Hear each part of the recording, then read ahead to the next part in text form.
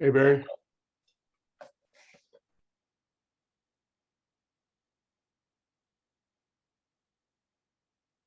I'm gonna go kill a phone that's got an alarm going off. It's not even Right. 8. I'll be back in a minute. Okie-dokie.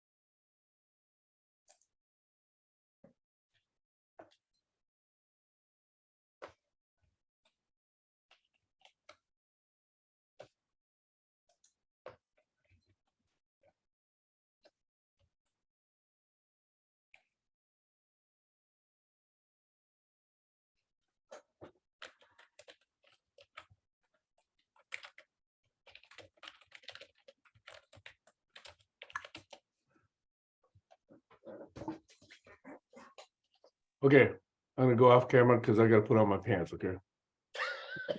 Definitely go off camera to do that, yes.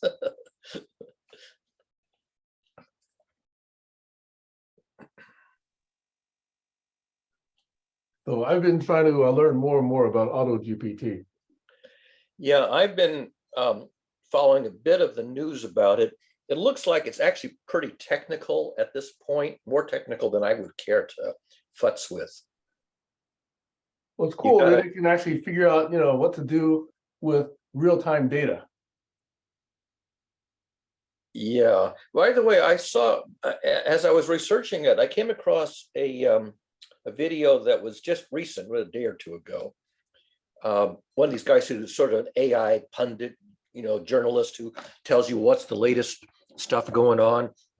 And he came up with a guy who used Auto GPT in the most nefarious way he could envision. He basically instructed it with 5 goals, which was to basically become, a chaotic agent that tried to destroy humanity and destroy the world, very carefully, scoped out and presented. And all it was able to do after attempting, was to post 2 tweets, essentially disclosing what its objective was. And it got total of 280 views and basically, got stuck. It couldn't get any real traction. So he said, at least, here's a guy who's actually trying to, demonstrate how evil it could be, and it totally fizzled. Well, it's one guy with limited time. With more time, the impact would be greater.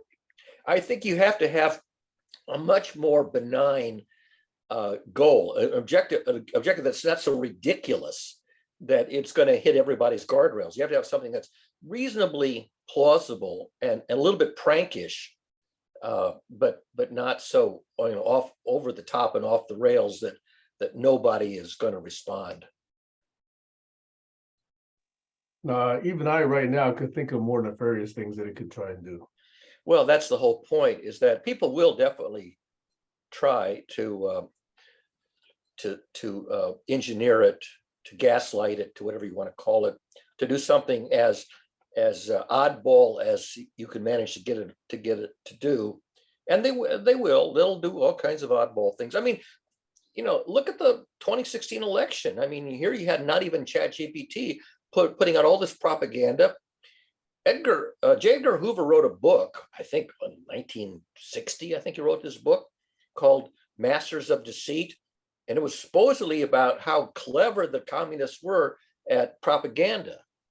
And over time, people who critiqued the book said, well, yeah, it's true that the Russians were very good at propaganda, but damn it, so were we.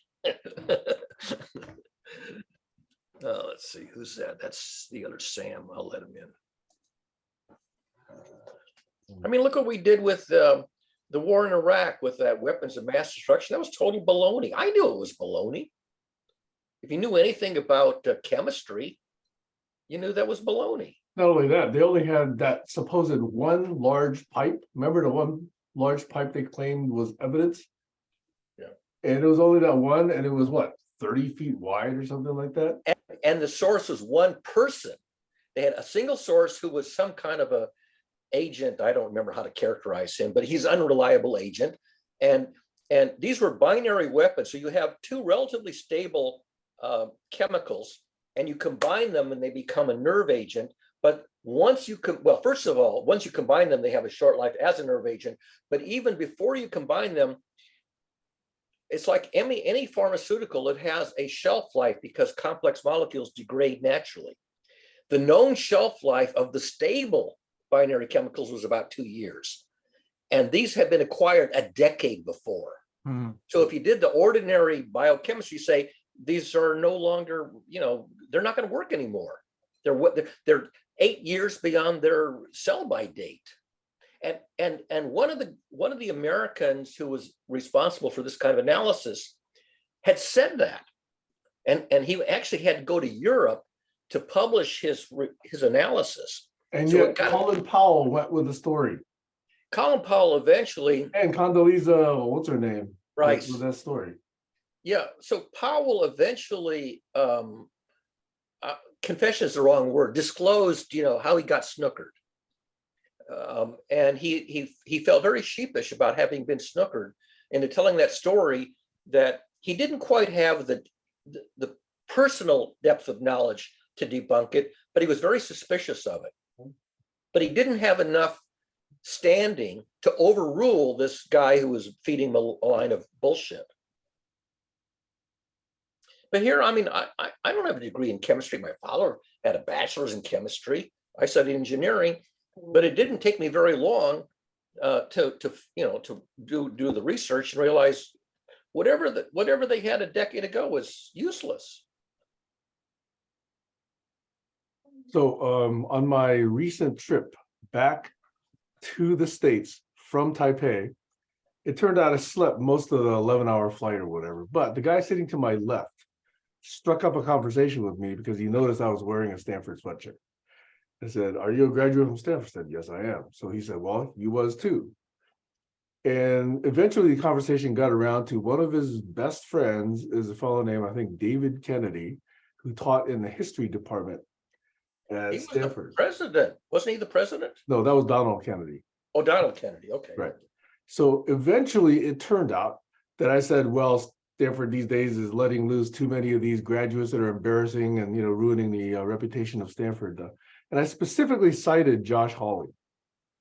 And he said Josh Hawley at Stanford was actually a star student of this David Kennedy. That evidently he did quite well with his thesis and was actually of some renown, but for some reason had chosen to side with profitable politics, basically sold his integrity for an electorate and a base where he could actually get votes. Yep. So integrity to this guy meant nothing, And Stanford has what's it called? Not an ethic. I'm trying to remember the name of the honor code. Stanford has an honor code. Yeah. You know this, right? Exactly. I forget exactly what they call it, but yes, it definitely does. And so most of the time you're proud of the graduates that the Stanford, University, it confers diplomas on. And yet this guy, and there's at least one other I know that's of recent renown or repute or notoriety, escapes me at the moment. But if you were to talk about another one, way back then would be Condoleezza Rice. Yeah, she was Stanford. And evidently she was approximately in my era. I got my undergraduate degree in 1980, and that might have been about the time, plus or minus a couple of years, where she got her political science, I think, degree. Yeah. Well, there's the Hoover Institution also, which was very right wing. Yeah, but it's always been, and it hasn't released anybody that's, evidently been in violation of their own integrity. Not that I can tell, Shockley, who fabulously helped invent the transistor, went to the dark side on what was the term that he used? I can't remember the word having to do with genetics. Do you know what I'm talking about? I don't know the story. No. I'm forgetting the word here, but it's that certain races were inferior, genetically inferior, and I can't remember the name of the word now. But he got into what is it called? Genocom. No, Genetic. I'll look it up. Okay. You know, I'm getting to the age where I have this huge vocabulary which I can no longer recall. You and me, the same thing. But the trouble is, when I try to remember something, I might get into a phobia if I try too hard. I have to let it go. So AI has been very helpful. Anyway, the key thing from my perspective, hearing what you guys are saying about people give up their integrity, is that when their survival or what the next meal is going to come from and how it's going to pay their rent become an issue, the survivor comes first. Integrity goes last. But does that really apply if a guy's making what, $175,000 or $180,000 a year? You may not know. He might have an expense of $300,000 a month. True, which again raises questions of judgment, you know.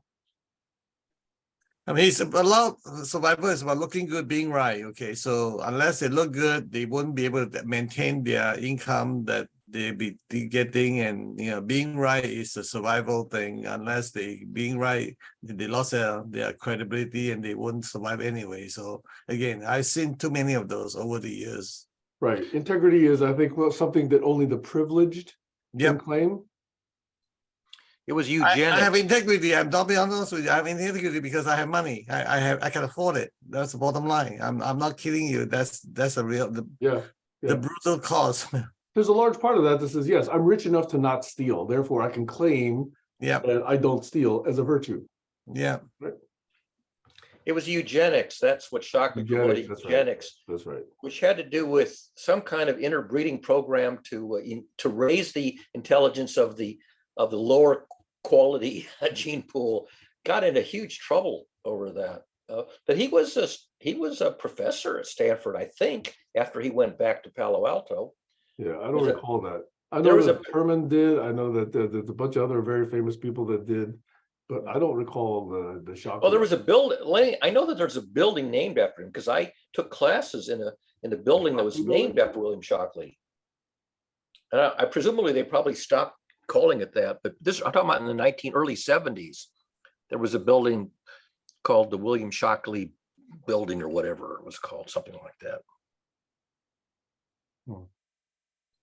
And sometimes what happens is that they are famous because of one thing and they try to repeat their famous again the second time. They try too hard, try to prove that regardless of what consequences you might bring, or they change subjects. Yeah. And their brilliance, their insight doesn't map from the subject that they gain reputation for the other. Right. Yeah. One is electronic, the other one is genetics. Like, what the hell do you know about it? Like, well, but it was also just politically or socially inappropriate to suggest that, say, blacks were genetically inferior. But the thing is, people who deal with electronic have no clue of what inappropriate. Remember, if you tell ChatGPT about what's appropriate, not appropriate, me don't know, not a clue. Not unless it was in the training data, which probably, some of it may be. But how do you train somebody to be appropriate, not appropriate? Give me an example. If I had the answer to that, I'd probably get the Nobel Peace Prize or something. I don't know. Now, another more recent example about integrity, I can't believe the stuff I'm hearing about Clarence Thomas and his wife. Oh, yeah. And this guy, Harlan Crow, this is really, Harlan Crow bought the family house where Clarence Thomas's mother was living and then spent an enormous amount of money fixing it up. Like, hello?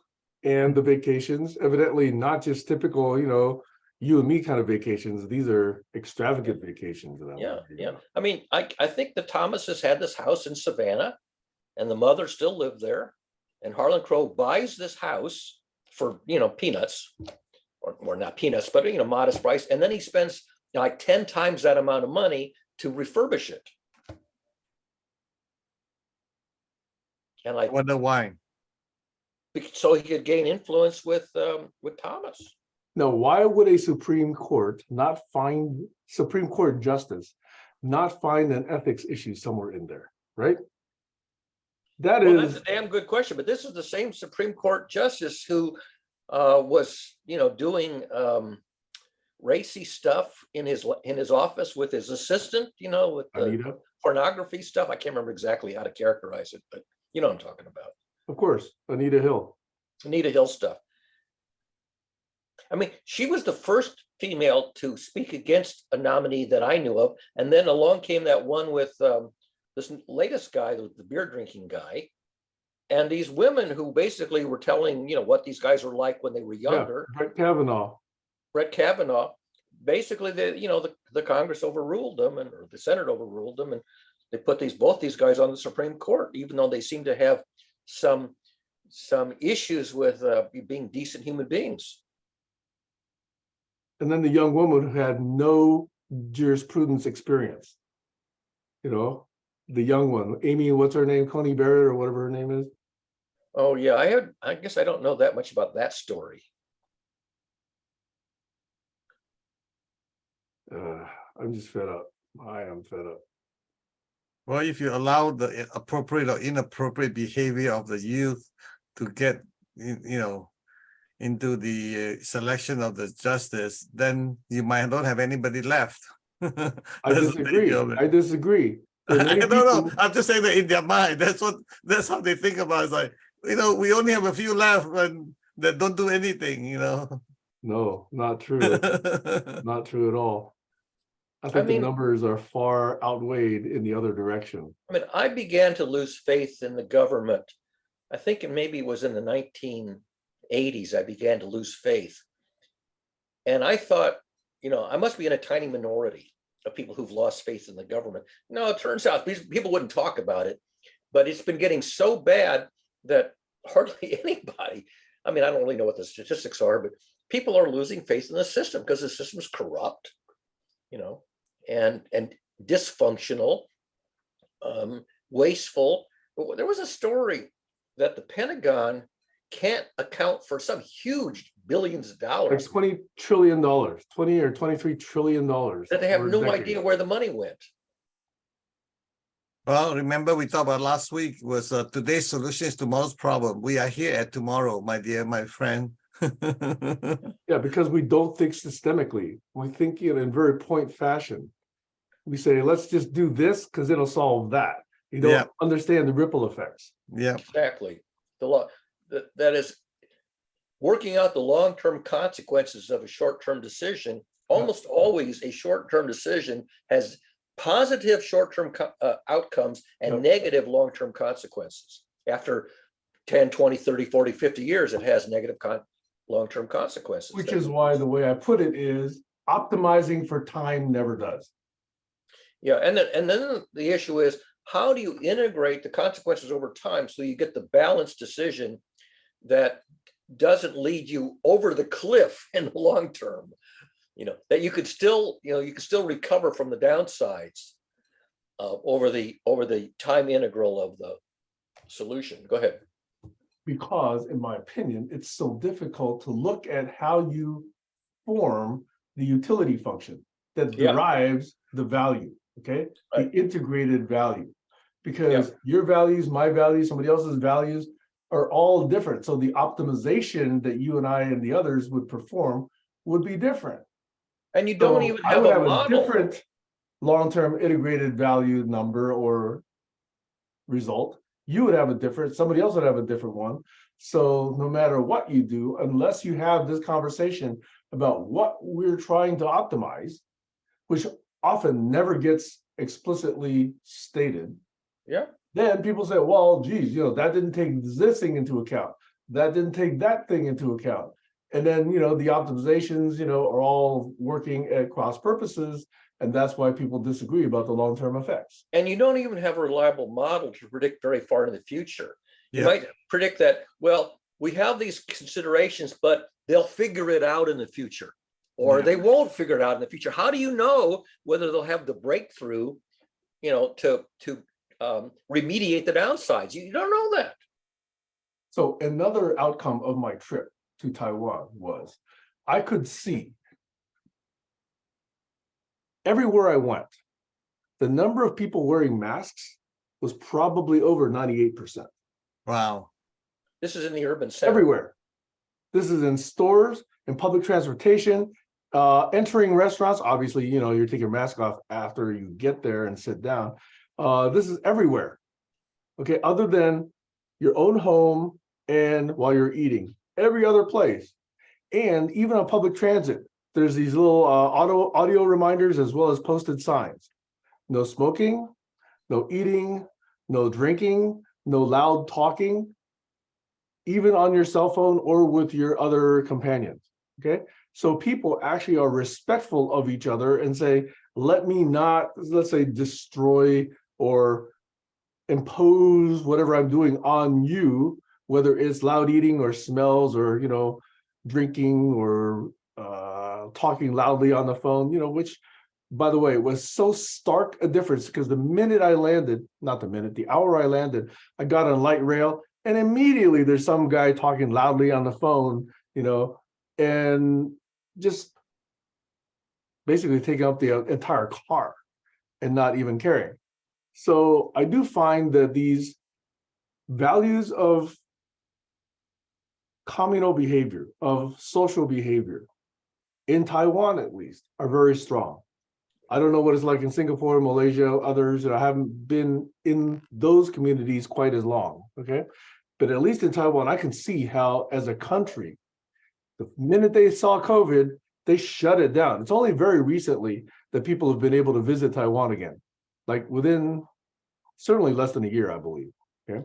Because a year ago, my daughter, my brother's daughter, who had gotten a job to teach English in Taiwan, couldn't even get in the country because of COVID visa restrictions. And only now, recently, has she been able to visit. She was actually there at the time that I was there. And now she's actually thinking about relocating to Taiwan. The transit system works, the people respect each other. There's never a safety issue. Women are walking alone at night, no matter what hour of the day, and they're not feeling threatened. They're not feeling endangered. And I find out, yeah, you got to give up, some behaviors, but it does introduce an interesting question about, is it worth it?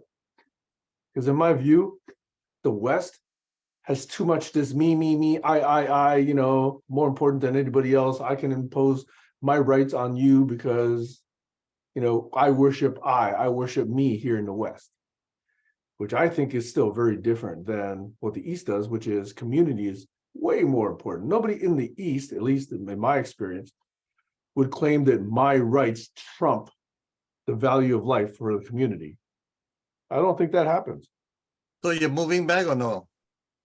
When I'm you moving considering back? it. Yeah, I mean, I haven't been back there in 25 years, okay. but one of the reasons I wanted to go to Washington State is because it's closer to Canada.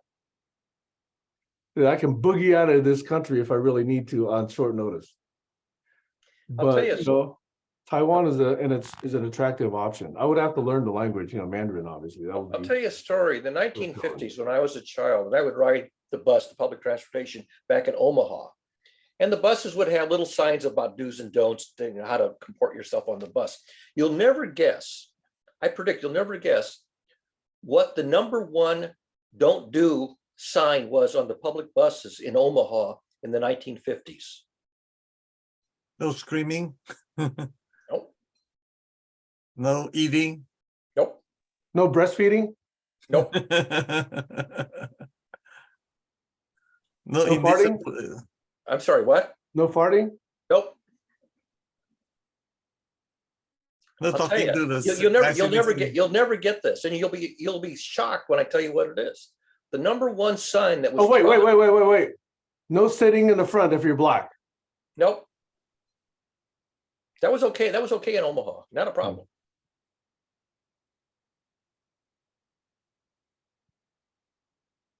Okay, I give up. Do not spit upon the floor. Wow. Spitting, okay? Do not spit upon. There were two signs. Don't stand in the stair step of the door, and do not spit upon the floor. Now Wow. the one don't step. Yeah, because the door is going to open and you're standing in the stair. But do not. Here I am. I'm a preteen in the 1950s, and I go, do not spit upon the floor. Why do you have to tell people not to do that? Yeah. I Because think it dated back from when people had chewing tobacco, probably. yeah. Because that's why people spit, is because they were chewing tobacco, not smoking. You could smoke in the buses, but if you chew tobacco, you couldn't spit upon the floor. How long the history of bus was in? I mean, the existence of the bus at that time. So it was 1930 that people are still using walking on the horse carriage and ride on the country road or whatever. That still carry over. You can speed anywhere you want. I'm sure they had buses starting in about probably around 1920. I'm going to say they had So 20 streetcars. Yeah. They had. In fact, the bus service, which was run by the city, was called the Omaha and Council Bluffs Street Railway Corporation. I mean, it was the streetcar was called the Street Railway, and I rode the streetcars until I think around 1960 when they finally ripped up the streetcars and put in buses. Anyway, before I forget, Taiwan's culture is heavily influenced by Japan. Very You much. remember the earthquake, the last big earthquake they have? Somebody was waiting in line for 12 hours to get into the store to get food. Waiting in line for 12 hours. Try to imagine. The relationship between Taiwan and Japan is actually quite well known to the people of Taiwan, but it's very little known to people off the island. Yeah. People think of Taiwan as, oh, it's Chinese. It really hasn't been, going way, way back. It was Dutch, it was Portuguese, it was Japanese, it was Taiwanese, so China wasn't even officially lording it over China for much of that period, for the last at least 1600, so at least the last 400 years. Yeah. So, people don't really understand the complex history. And in fact, the people in Taiwan have this love-hate relationship with Japan, because even though Japan took it over in 1895, after it beat China, and in the Treaty of Shimonoseki was basically officially taking over the island of Taiwan, they installed an education system, a power system, a transportation system. They installed a lot of things that, improve the infrastructure and quality of life on Taiwan. China never did. Okay. So in fact, in my parents' generation, if you were successful in school, you went to Japan for your postgraduate education. Yeah. And that was considered very prestigious. Yeah. So of my dad's generation, my dad was one of 11 children. Okay, that's quite prolific. There were 4 daughters, 7 sons. Okay. One son died early at 1 year old. My dad chose to be a math professor. All the other sons became MDs. And most of them, at least a few of them, went to Japan for their MD. Yeah. So that's a long history. That's a complex history. All the daughters, by the way, either studied or got degrees in psychology.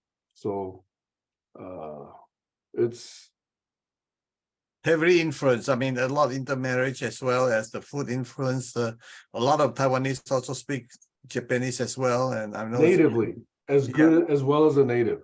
My parents and all of their generation all speak Japanese very, very well. Yeah. Those are, again, unknown to the people outside the island. I'm aware of it because I got a lot of dear friends there. Yeah. One thing that other people don't realize is when the nationalist Chinese came over to the island, not only did they bring the military, okay, which they did to quash the Taiwanese leadership class. That's another whole thing. There's an incident called the 228 incident, where they killed like 10 or 20,000 of the leading Taiwanese on the island. But they brought over all the national treasures of China. So in fact, if you look at the National Palace Museum in Taiwan, in the mountain, stored there, There's so much treasure of China that it would be decades or hundreds of centuries. If they changed exhibits every week, they wouldn't even go through the number of exhibits that they have in their possession. Yeah. And then they also took from the various different provinces and regions the best cooks and brought them over to China. So some of the best Chinese food you can find, if you don't want to travel very far from it, go to Taiwan. You can get some of the best Chinese food from all of China, because the best cooks all got brought over by the nationalist Chinese and established restaurants. Yeah. Yeah. And I was now, of course, the last one of my last most expensive meal was back in about 20, maybe about 30 years ago already. That my daughter's 30 years old. I mean, about 10 people on the table. Now we have 3 tables. Each table is about 6 figures. Six figure. 6 figures in Taiwan dollars, right? Yeah, no, 6 figure US dollar. I'm not US dollars? Oh, yeah, 6 figure numbers. And we have a singer, a famous singer, sing for us while she won't sit on our lap, but basically she's singing very friendly with a 6 figure table meal. yeah. Yeah. When they're rich, they're super rich. I was like astronomical, like it's crazy rich. Yeah. Here's another little known fact. Of all the different countries, all 180 or whatever different countries in the world, of all the political parties in those countries, the KMT on Taiwan has the most cash of any of those parties, because it brought over so much of the assets of China. Yeah. And it's still sitting on it. Yeah. Anyway, that's a different world altogether. So if you like to move back, let me know. Well, one thing is very different. For decades, I have not witnessed just living a normal civil life and hearing jet fighters scream overhead on drills. That was on Taiwan because, Chinese were conducting drills. The Taiwanese Air Force were conducting drills. And so it was just par for the course that the citizenry there just got used to the Air Force just flying overhead on drills. And they're flying high speed, low altitude over the city. Yeah. They're screaming over the city. Yeah. So it's like, especially the last 2 weeks where all the that's right. other people are visiting each other. Yep. They're definitely preparing for war. There was only one day living here where I am now when I heard jets screaming overhead. It was 9/11. Yeah. The morning of 9/11, all kinds of, we have an Air Force base that's actually right here.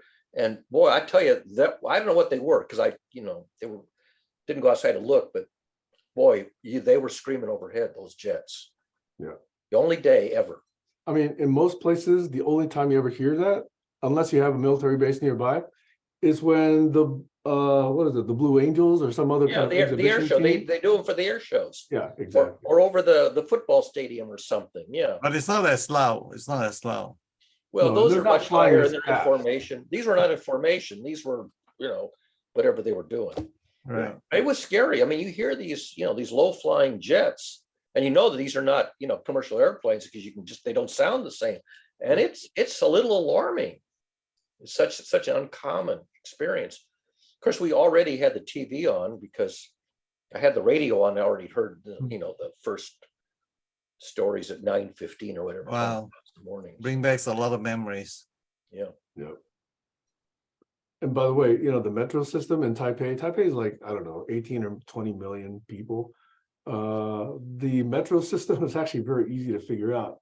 And to go from any place to any other place in the city of like $20 million cost 30 Taiwan dollars. This is basically $1 US. Okay. You can get as far in the city as you want, as many transfers as you want. Yeah. So that's a system that actually was fully utilized from my experience. Everybody took the metro everywhere. Yeah. If I want to go to MIT, I have to drive to the T station, park for like $10, buy a $5 round trip ticket, and then drive home. So by the time you add the gas, the parking, and the tickets, $20 to go to MIT for an hour-long meeting. Yeah. And it takes 2 hours because I got to drive, take the T, walk to the,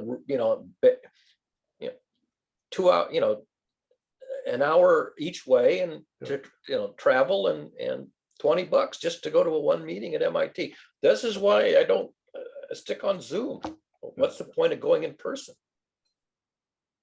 Give you the space, give you the away from your neighbors. You don't have to live above and below your neighbors and take elevator every day and using air condition all day long. That's the high density living standards. I mean, go enjoy yourself so you can walk to MIT. Yeah, I mean, I live in a condo where it's my neighbors are off to the side, not above and below. So there's a cluster with 4 residences in a cluster, but they're side by side, and they're actually staggered. So you don't even have that much common wall. That's nice. See, that's what you're getting. You're welcome to stay right next to the campus and with all the housing with the young kids and party and free music. At my age, thank you, but no thank you. But you get to go to MIT meeting like maybe 3 times a year or something like that. You can live with that. Well, I mean, back when I was on a project, I did have to go in about, I don't know, once every couple of weeks or something. But it was a big deal to go in, from the suburb where I live. I hardly go any place very far from home anymore, and only a few days a week do I even go any place.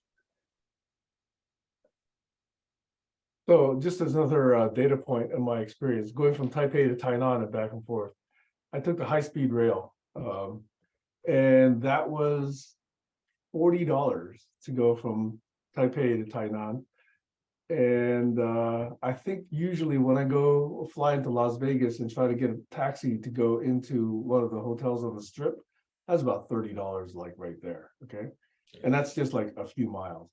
But this high-speed rail went from Taipei to Tainan, I don't know, that's maybe what, 150 miles or whatever. But I have a screenshot of my, maps, Google Maps, or actually I think it's Waze, showing that we're going 149 miles an hour at least. And it's just, things seem to work when you have a social system that actually works for the people. How many years has this high-speed rail been debated in California? Sam, you probably remember. It's been at least 20 years, I think. Yeah. I mean, it's different. You have a little island like Singapore. You have 3 major cities, north, middle, and south. That's it. I mean, come on. It's simple. Only 5 million people, right? Yeah.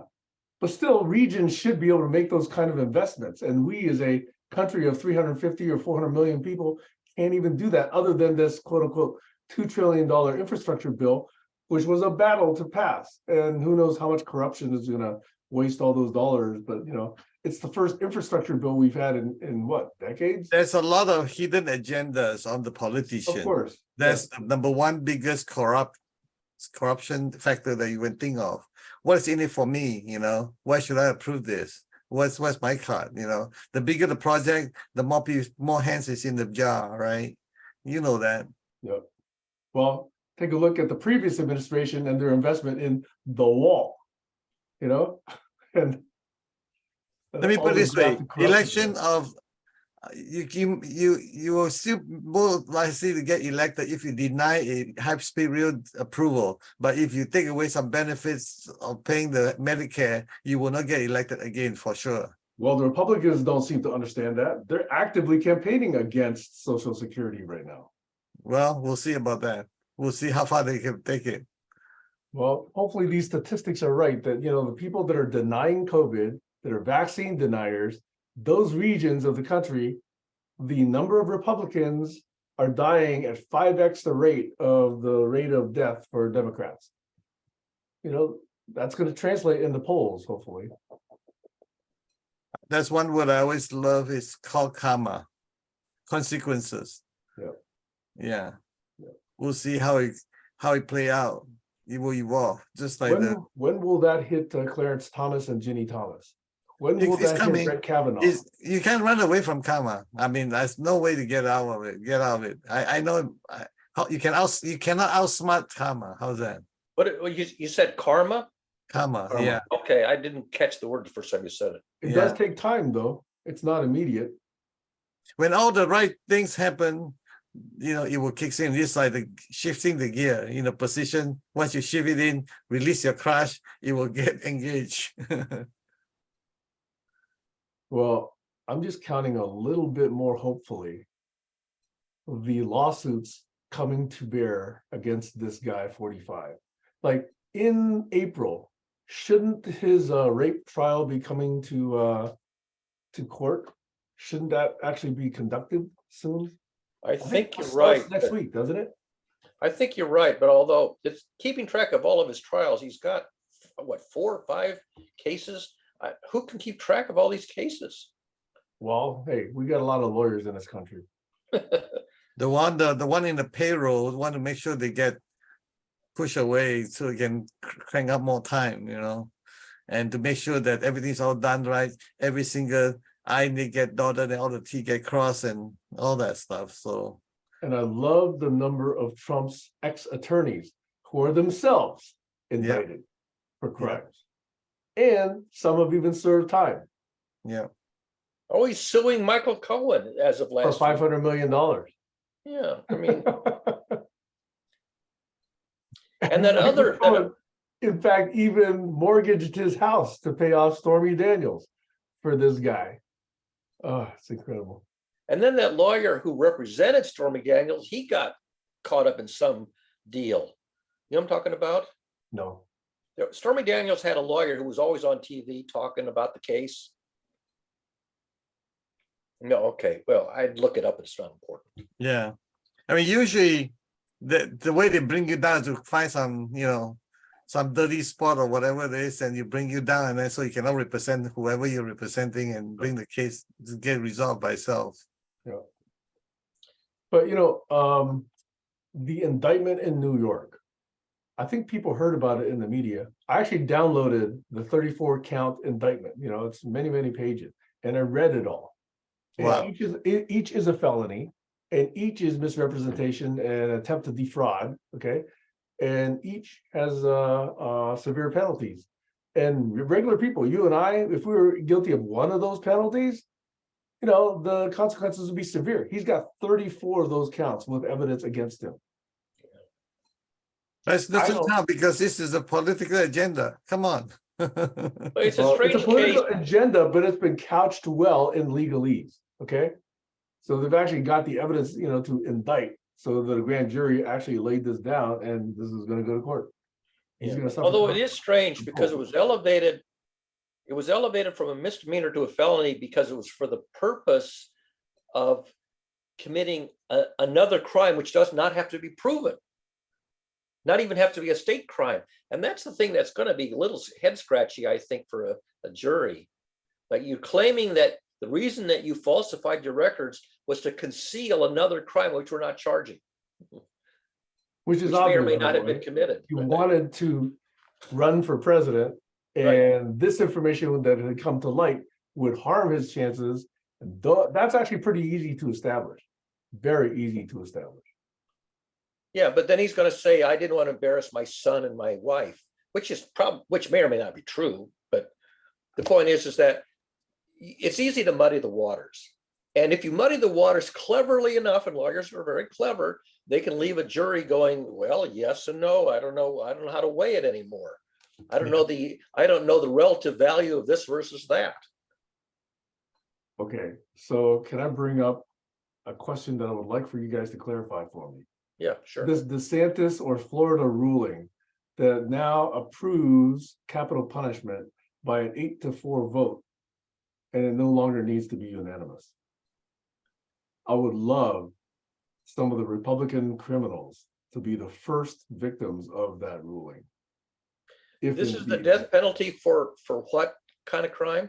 I'm hoping to get that clarification from you. All I know is that the death penalty is much easier to levy now by juries than it used to be before.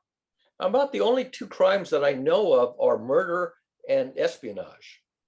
And I think the espionage death penalty kind of went out with the isn't espionage a federal crime, not a state crime? This is Florida we're talking about. Well, so it would have, I mean, I can understand 1st-degree murder could have the death penalty. Beyond that, I don't know if we have the death penalty for anything beyond first-degree murder, do we? Check it out, check it out, check it out. That's what we have Bart for. Oh, Chat 4.0. ChatGPT 4.0 doesn't have the last 2 years of data. You got to ask Bard.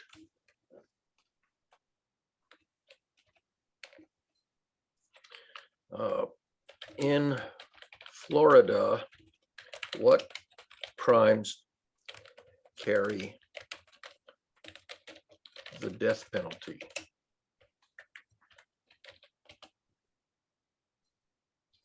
If the bill becomes law, Florida would join Alabama as the only states where a unanimous jury decision is not required for the capital punishment. They're all murder. Yeah.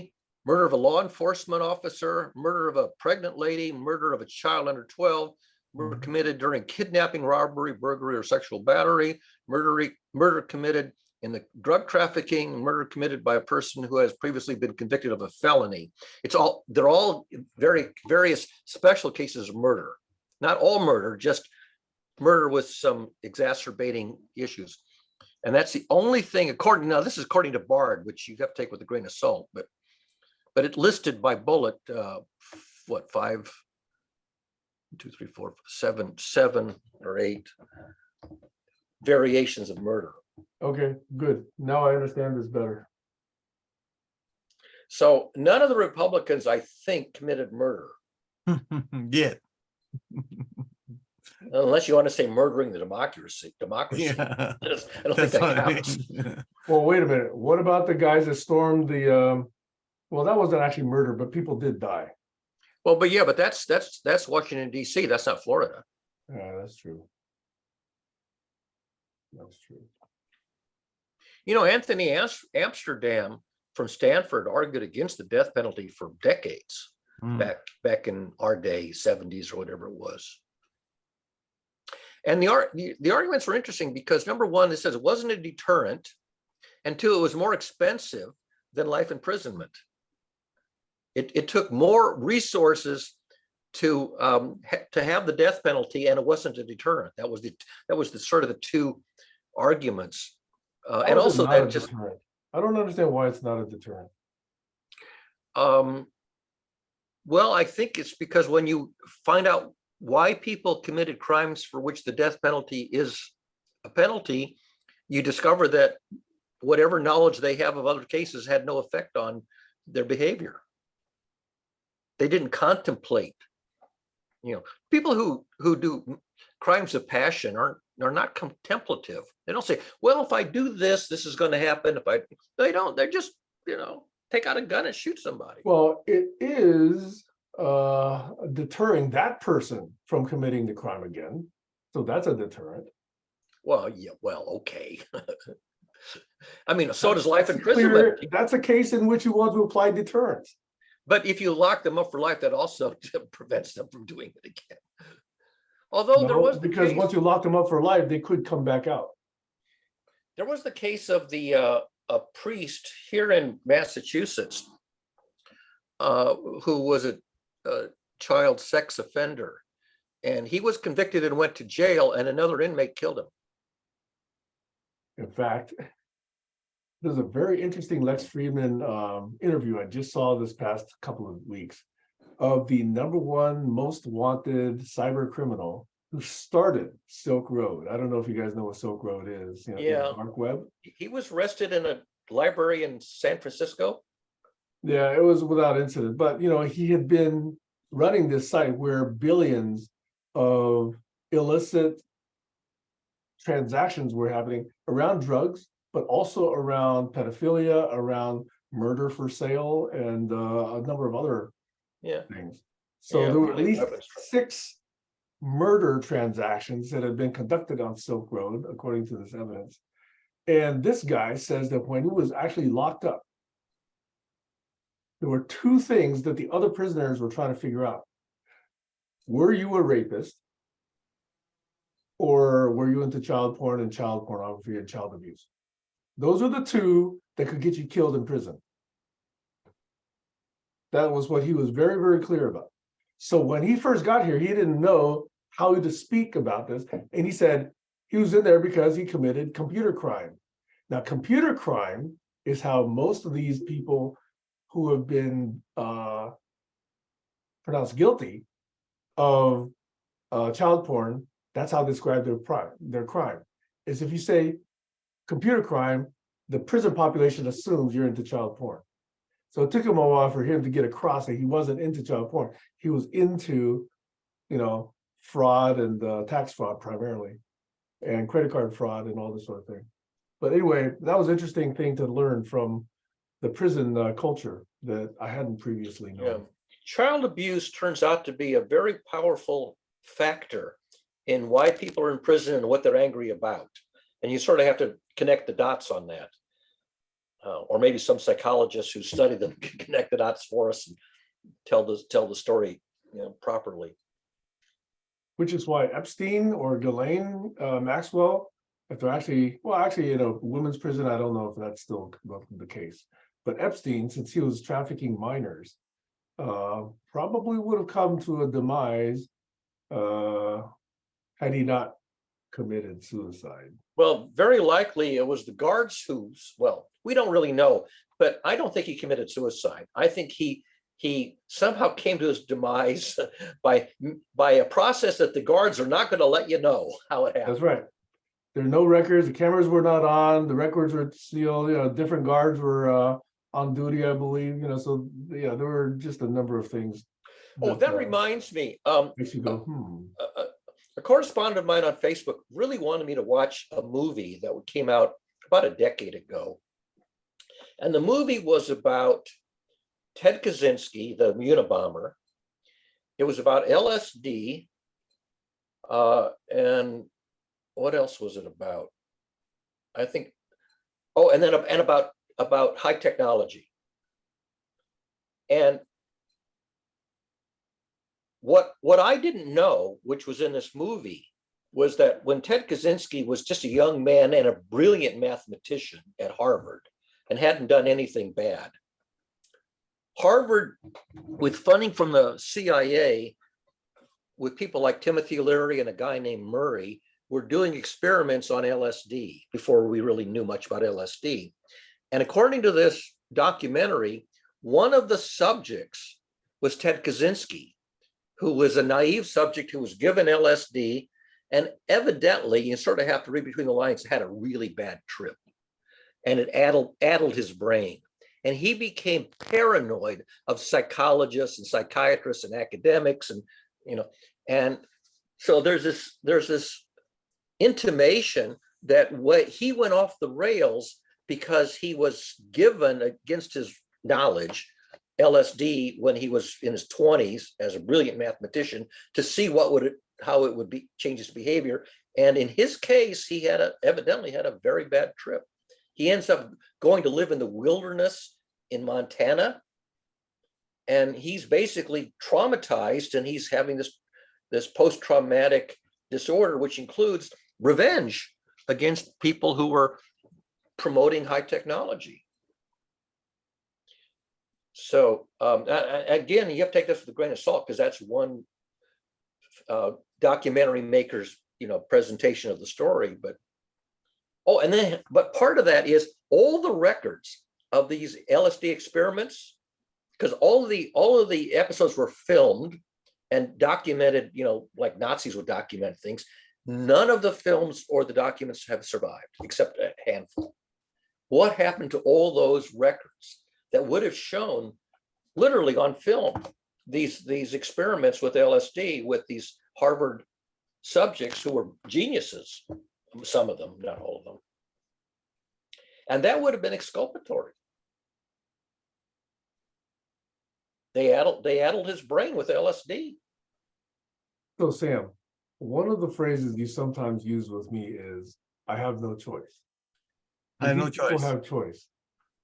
Well, if you look at it from multiple perspectives, I have a new perspective last week. Think of it, you have a timeline that you go through and you make choices and do whatever choices that you pick, and you go from there. And then you come to your present moment now, and you look back. The only way you can come to where exactly the place that you are right now is that you have to pick that choice that you were picking, let's say 3 years ago or 3 days ago, 3 minutes ago. So if you're coming from the perspective, everything that you pick, there's no choice because there's only way that you can come to exactly where you are. So that's the most conclusive view that I can give you, that coming from this perspective. It's like you cannot argue with that because you're here where you are because you make that choice wherever you were making that choice. And therefore, there's no choice at all, because if you choose it any differently, you will never end up with exactly where you are right now. That's if you're looking back. But if You're looking back. current But how moment, many people are not looking back? but at the current moment, you have infinitely many choices. The current moment is your mind is clear without effects of the MSD or LSD or whatever that's affecting your brain. The food is tasting too good, or the drug is affecting your brain, MSD or whatever D that you're taking, okay, that affecting you. You're at your very best of your decision, and you only pick where you are very best because that's to give you the ultimate optimize, the best choice that you can make. Because you will not, let me put it this way, will you pick a second choice? So let's say we have Zoom right now. Zoom is the best choice of the tool that we use right now. Will you use, let's say, Microsoft Teams, you use Skype? You won't, because Zoom is the best. We know that because our knowledge tells us that. Maybe we have some blind spot. Maybe every time you have a 2-hour Skype call on Skype, Microsoft will send you $200 or whatever. I mean, but we don't know that. Therefore, Zoom is the best choice. So Zoom is the only choice. So we have no choice but to use Zoom. I tried to switch from Zoom to I think Microsoft Teams with another group of retired people who were always meeting every Wednesday. And we tried to switch to Teams, and it was such a disaster. Yeah. First of all, people couldn't learn to use it. Yeah. It was such a learning curve and a mix up that after 1 or 2 weeks, we said, forget it, let's just go back to Zoom. That's right. There's no good reason to switch. That's right. Because the thing of the theory of survival, you need to use the least amount of energy, least amount of bandwidth, least amount of resources to go to the next level. If you use it more than you can afford, you won't go there. You cannot make it. It's like a block, right? And the main reason we considered is because I have a free account on Zoom, which gives you only 40 minutes a session. Right. So then you have to restart. I thought, well, That's if we go to fine. Teams, it won't stop after 40 minutes. I don't have to pay the $20 a month. Right. Forget it. We would rather have a cutoff at 40 minutes and then restart. Yeah. Yeah, because that pain is a lot less painful than the learning curve of how to use it, because people can't even get in. So again, this is why I say you don't have a choice. I It's want good to draw enough. the distinction, though. The downsides are not such a downside that you would bother to try a different system for a marginal upside. Yeah. It's very example specific. If you give me one very specific example, I can get you down to the very, at what we call the molecules questions. Like, are you able to, sometimes learning curve, sometimes bandwidth, sometimes your wisdom, sometimes your state of mind, sometimes you got seduced into it. You have no idea. I mean, the learning curves are hard to anticipate. Certain learning curves turn out to be a piece of cake where you anticipate a disaster. Other ones turn out to be a really difficult learning curve where you thought it was going to be easy. That's right. How do you know until you try it?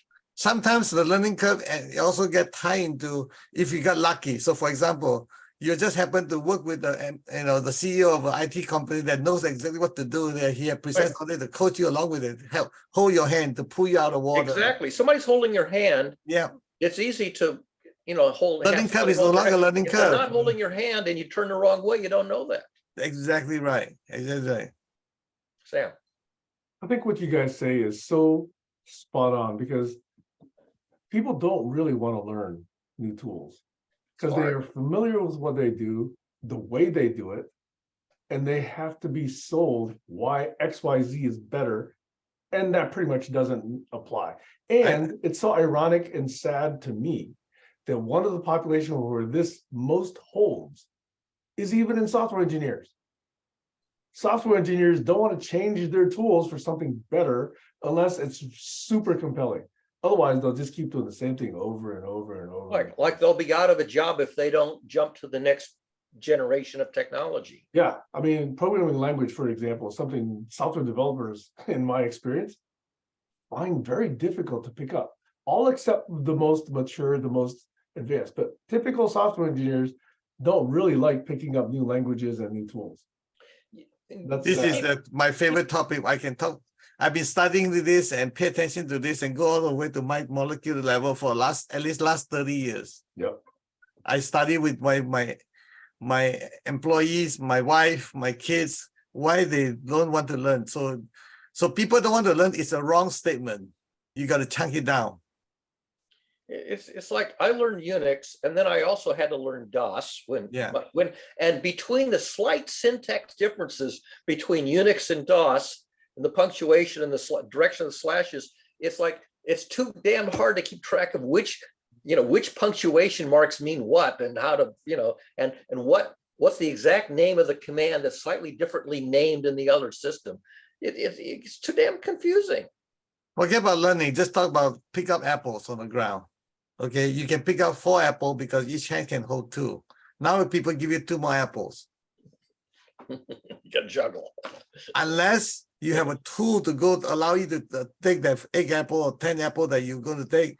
It's not like I don't know how to learn how to get your 2 extra apple. Again, I'm chunking it down to you. I can talk about this for the next 40 hours about this subject because I pay attention to all the little things. Learning is not about learning, it's about survival, energy management, about the situation, about the tools available to you, about your bandwidth in your mindset, your attention span, all that and more. I only see the surface of it, even though I spent 30 years pay attention and try different things. And it's like, that's what I love when I fell in love with Barry about the learning and emotions. Like, oh, that's another part that I was taught, pay attention to. How do you tie emotion into learning? It's like, oh, that's nice. I call it stages of learning. Yeah, because it put it into a mathematical framework, and maybe 5% of the population like to have a mathematical framework because they think mathematically, and the other 95% go, I have no idea what you're talking about. Yeah. What's this time derivative of this and that, and acceleration and velocity? What the? Go away. 5% of the population say, "Oh, that's a cool way to think about it because I can use what I already know." Yeah, that's good. The other thing I'm talking about is that how do you add 1 inch to 1 gallon? People always use the wrong balance, wrong unit. Like I don't want to learn. It's about if your survival depend on it, it's not learning anymore. Right. If you have an acre of land that's flooded to a depth of 1 foot, how many acre feet of water is that? Yeah, that's right. I hear so many conversations. I just smile because they're trying to add 1 inch to the 1 gallon. It's like, okay, go for it. So emotional problem, try to solve it logically. Yeah, good luck, my friend. Why should acre feet be a unit of volume of water? But it is. In flooding, an acre foot is an acre of land flooded to a depth of 1 foot. Right. So if you chunk the learning down, learning has all this mismatch on measurement, mismatch on logical thinking versus emotional thinking, mismatch on, you can't even frame the question properly. You can't even, you're not clear about problem. And that's why I fall in love with the book, Scout Mindset with Julia. Yeah, that I was my first, Zoom call with you guys. I fell in love with the book. It's so wonderful. Why some people see so clearly, because you're using all the right unit to add it up. Yeah. But, quantitative reasoning, I would, you'd be lucky to find 5% of the population who are competent at quantitative reasoning. Unless you can keep your measurements straight, the way I think about mathematically speaking, you have no business solving the problem. You can't even get.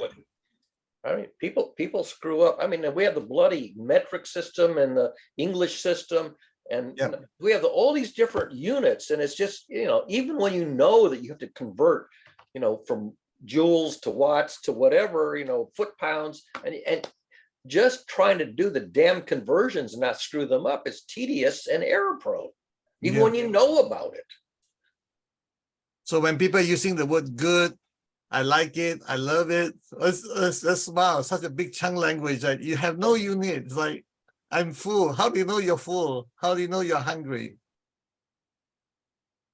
How I don't like this food. It's yucky. He's like, what is yucky? How could I convert that to something I can do something about so that next time I cook for you will not be yucky? You know. I love this conversation because everything about learning, recognition, you know, think of OCR. How do you know an O is an O is not a zero? To explain one sentence that you just made, when it's a matter of survival, it's not learning anymore. Is that what something you said? Well, survival and learning. What's a unit? What's survival? It's- What's the unit we count on? It's a motivation. It's a useful motivation. But if you only are motivated to learn because if you don't learn, you're going to die. That's a very strong, but it's also full of anxiety. Oh, the only thing that is a motivation is because you're aware of what death means to you. If you're not, you have no idea what death means, like a 3-year-old kid, survival means nothing to you. This It is doesn't why motivate you at all. This is like why people love games, because in a game you can screw up and die in the game, and then you just restart the game. You know, you Yep. go back to the beginning of the game and go again. In real life, if you screw up and you die, And if you play too much game, you may live in the hallucination world that like the cop killer thing, like create violence and you go into cyberspace like I Yep. did. You know, there was a saying that you may have heard this at Stanford, because they do a lot of applied mathematics. And one of the jokes was, given any problem whatsoever, immediately go into Hilbert space and never come out again. Because in Hilbert space, distance, the metric, the distance is trivial. It's a Pythagorean theorem. And any other metric, it drives you crazy. So Right. go into Hilbert space and never come out again. so I call it seduce you into an environment that if you don't live in that environment, like even virtually, you will die in that virtually, and you don't want to die. So your survival in the virtual world depend on your get seduced into get deeper and deeper. And so all your cells and all your brain cell is all in that mode right now that you can't tell the reality versus in the dream state. So like I'll tell you a real case where a person who's really good in mathematics went into Hilbert space and stayed there and really screwed up. His name was John Stuart Bell. And he went into Hilbert space and he did an integration and he got a prediction, an inequality, Bell's inequality. Turned out that measurements in real experiments disagreed. Why did it disagree? Because he did it in Hilbert space, and space-time is in the Hilbert space. And for 50 years, people have been arguing over what the hell's wrong with Bell's inequality. The answer is he did it in Hilbert space. We don't live in Hilbert space. This is 1 inch adding to 1 gallon. The units is off Right. because you're in the different dimensions. And people like what's his name, Malden, are teaching this thing that's in Hilbert space, and they're not pointing out, by the way, the reason you're getting a wrong answer is you're using Hilbert space. But he never Tell me said more about Hilbert space because I'm not familiar with the concept. Hilbert space is basically what Newton said. The distances are on a fixed rectangular grid. All distances are perfectly rectangular, and all timekeeping is the same everywhere. All clocks keep the same time, and a meter is a meter is a meter everywhere. Forget gravity. There's no bending of space-time. Space-time is a very trivial rectangular grid. So it's almost Hilbert. like it's a fixed virtual physical virtual fixed, like a physics lab. Like when you do experiment, you keep everything constant and then you change one variable to figure Right. something out. Right, if I look at the Theoretical clock over physics. here, if I read the clock over here to the nearest nanosecond, that tells me immediately that the clock over there is exactly the same to the same nanosecond. That's what And the Hilbert purpose space of the does. Hilbert space is for doing what? For having the mathematics simple enough that you can do it. Yeah, that's why I call it the ideal physics lab, that Right. everything's constant. Yeah. But if you're measuring time to the nearest nanosecond and you're looking at this clock over on this side of the room, that does not guarantee that that clock over the other side of the room is going to have exactly the same time to the nearest nanosecond. So this If is you- how they build the theoretical physics, isn't it? This is where Einstein came in and said, don't assume that the clock over here tells you the time over there. It's not Yeah. true. So who created the Hilbert space? Hmm? Created the Hilbert space? David Rene Hilbert. Descartes, right? It's David basically Hilbert. Cartesian space taken to infinite dimensions, right? I'm not getting it. You know what Cartesian coordinates are, right? Yeah, So in Cartesian coordinates, all the distances that this distance from 0 to 1 is exactly the same as that distance from 10 to 11. right. Okay, and so distances in time have a fixed, non-changing dimension. They're not fluid, Yeah, and that makes the math easy. that's right. If you were to draw Cartesian coordinates and you made the lines a little wavy, Mhm. distorted, all of a sudden you go, well, now how do I do the math? And Einstein says, if you've got a gravitational body, your Cartesian coordinates are going to get, Wow, wow, what's the word Yeah. I'm looking for? They're going to distort. distort, right? And so if you want the math to be easy, assume Cartesian coordinates are regular, Got and it. then you can do the math, but then your predictions are going to disagree with real experiments. Got it. Got it. Got it. That So when you look at the suppose- clock here and you claim that the clock there is going to have the same time, you're wrong. Right. Einstein says you're wrong. It Right. won't have the same time. Right. Right. So it's for the purpose of doing math so that you can do the math. That's about it. Not Right. no other purpose other than that. No, You there make is, the because math, the you make math a still applies as long as you understand that you have different perturbation, different factors that you have to account for. Okay. And that's why now gravity waves will let you figure out the degree of perturbation on light bending, around large suns. Yeah, Large the stars. LIGO experiment works because the tube that you're sending this light beam down is not a fixed length. It's wobbling. It's wobbling because the gravitational waves are passing the Earth are flexing the length of the tube. So when you send the light beam down and back, it's not coming back at the same phase.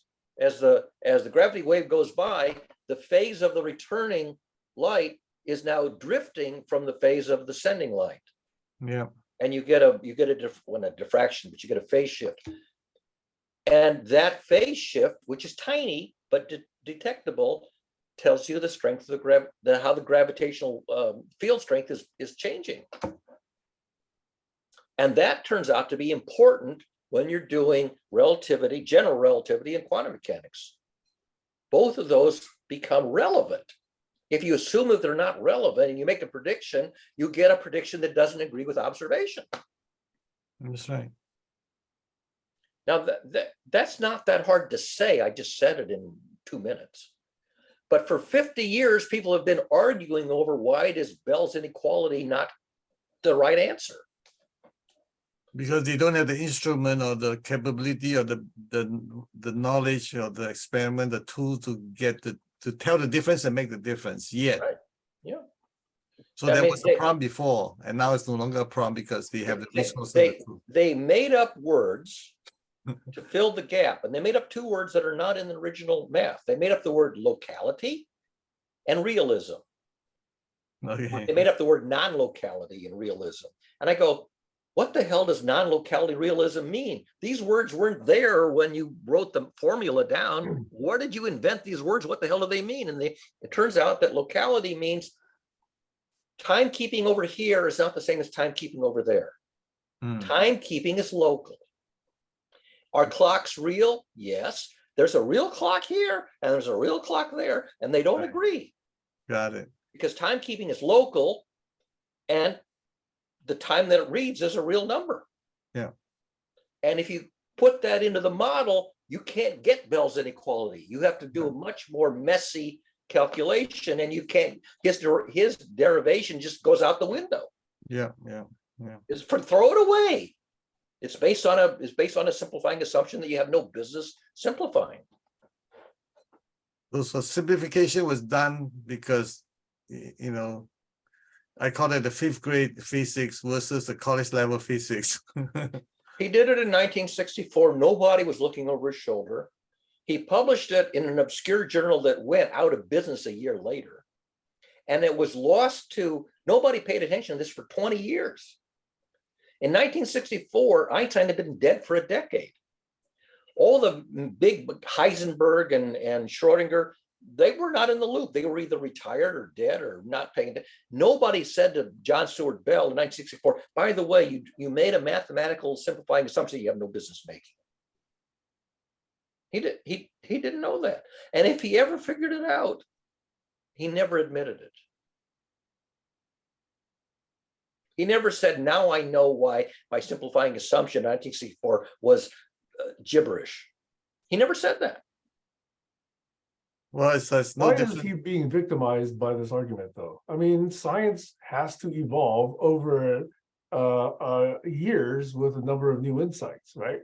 So the fact that he had an incorrect insight doesn't mean that he was stupid, right? Phlogiston was invented the same way to explain Exactly. oxygen, you know? And in fact, Joseph Priestley went to his grave believing in phlogiston. Right, but I'm saying that, you know, these people are not stupid. They're still advancing the state of the science. And it takes later people to ask these questions before we can push beyond what they were thinking. So why is Malden still teaching Bell's inequality as if it should be believed? Okay, that's a different question. Yes. You were asking the question earlier of Bell himself, which I think is you know, not his fault. But if people today are not realizing the state of the sciences have evolved beyond it, then that's a different problem. Exactly. It's a different problem. You don't want to blame Bell for that problem. You want to blame the guy teaching today. I do blame him. But the thing is, when I raised this point, he told me that I was stupid and he threw me out of the conversation. This guy's a professor at Columbia University or I can't remember what university, somewhere around New York. His name is Malden. No, not Malden, Maudlin. Maudlin. You presented a problem that he doesn't know what to solve. Because if he accepts that this analysis, he's out of a job. He's been teaching. He's been teaching Bell's inequality for 30 years, and it's his whole life. And if he admits that this is why you shouldn't rely on it, he's got nothing to teach anymore. Except maybe to explain why he wasted. Okay, now wait a minute. If it is the nature of the scientific or academic community to vilify a guy who's teaching something that at the time he thought was correct, but now new information reveals that there's something better that he ought to be teaching, he ought to be able to evolve with the state of knowledge. But he doesn't. But if you now say that this guy now is completely out of a job, that's a problem with academia and science as it is practiced, in my opinion.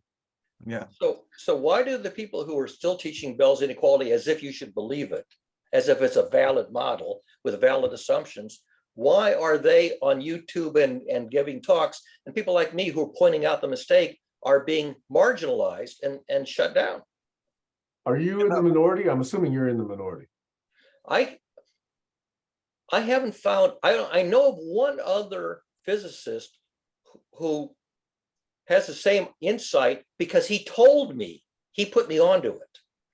He explained what was the mistake in Bell's inequality, that it was the timekeeping is uniform. He told me that like a decade ago. And that was the thing that said, oh, let me look at that. Oh, now I understand. But he doesn't come out and say it publicly. He says it privately to me off the screen. Did you write it up? Many times. You publish it in Now, the way that people can understand it easily? As far as I know, it's not that hard to understand, but people basically dismiss it. They miss Where is it written? That's what Sam is asking. Where is it written? Oh, first I wrote it up. Well, I'll tell you the first place I wrote it up.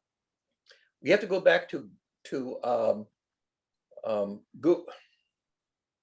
What was the name?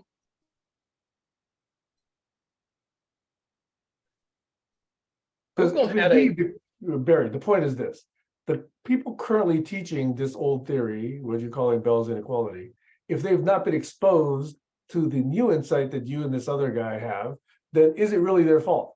No, I've exposed it to them. And they Okay. and they said you're an idiot. Well, not those many words, but No, they you just exposed to basically- one guy, but you're saying the entire community is doing this. So Because one guy, everybody- one interaction, yeah, that didn't go well, no, but I can there's give you others. I can give you two guys.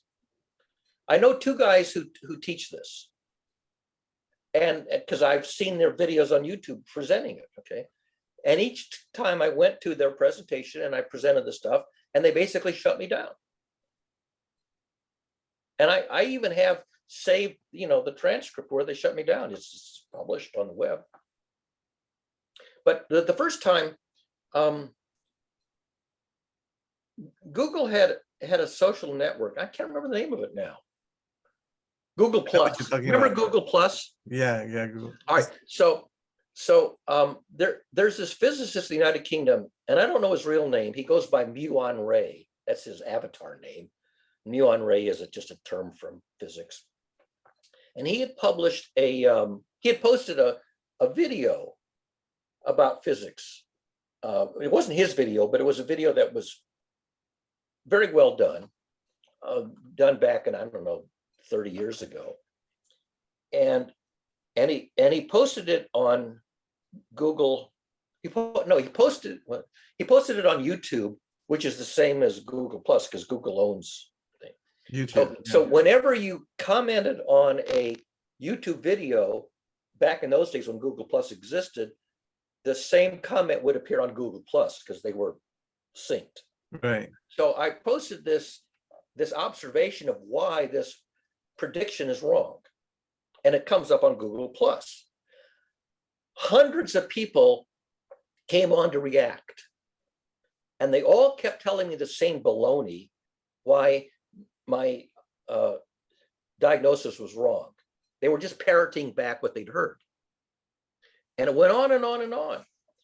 And that lasted, you can actually go to that YouTube video and find that long thread where all these idiots are telling me that I'm the idiot.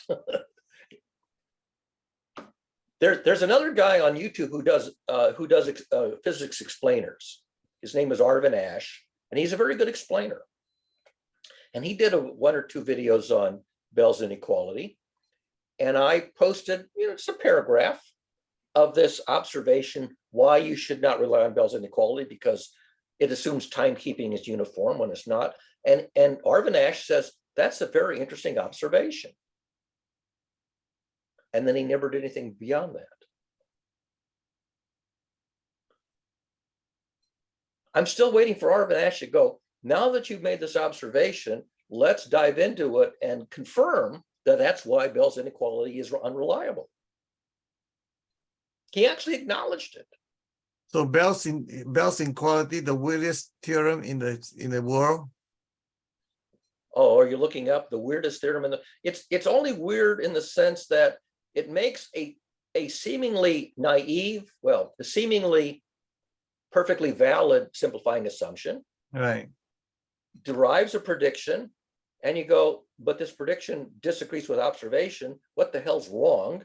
And the answer is that perfectly plausible simplifying assumption is unjustified if you believe in general relativity. From IBM Quantum. I'm here today to sell. So it came up again because those three guys won the Nobel Prize last year for running the experiments that showed that Bell's inequality is violated. And the question is, why is it violated?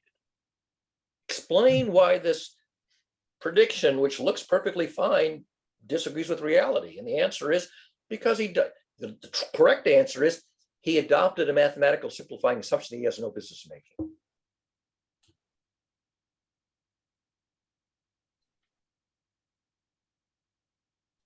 Every time I go to YouTube and I find one of these things, I post a paragraph or two with my explanation. And it's either ignored or it's dismissed, or one or two people say, well, that's interesting. And then.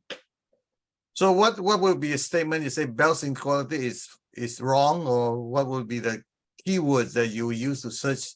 If I want to search your comment, search your presentation, how would I forward it? If you go to YouTube Right. and you find all of the, say the top 10 presentations on Bell's inequality that's at least a year or two old, because there could be new ones. Right. And then if you go through all the comments looking for my name, and I use my real name, Right. not a pseudonym, you will find that I added a comment explaining why it gets the wrong answer. Now, I don't know how easy it is to do a search on YouTube for comments, but they're there. Now, when ChatGPT came out and you gave me access to it, one of the things I did in that first month or so is I wanted to see if I could explain to ChatGPT what's wrong with Bell's inequality. So I had a conversation with it. Turned out to be a very long conversation. Because even when I said to ChatGPT, is timekeeping local under general relativity, it said yes. Are clocks real? It said yes. And then I would say, what would happen if you plug that observation into Bell's derivation? It says, I don't know how to do that. And then it would revert back to explaining the wrong explanation. And this went on forever. Now, I took the transcript of that ChatGPT and I put it up on medium.com. I can give you the link to it if you want. It's tedious as hell to read. It's annoying as hell to read because it keeps parroting back the same baloney. The most insightful story about quantum mechanics. Read the story about quantum mechanics under Medium. I just put a paste on the text. Yeah, the link I found under your discussion of Bell's theorem. I'm not sure that's the one that. Read me the. Are you reading something that I wrote? Yeah, reading. And what's the title? What's the title of it? You click on the link I just sent you. Oh.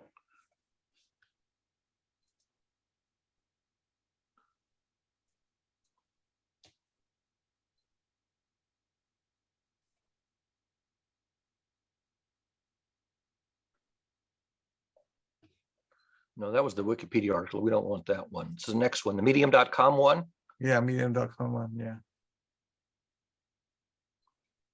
So the first one comes up is by Mark Gresham, then by Scott Brock, then by Shahia Kamal, then by Amit Nihadi, then by Research Outreach, then by Robin Chappell, then by Virtuose, then by August West, then by Infinita Music.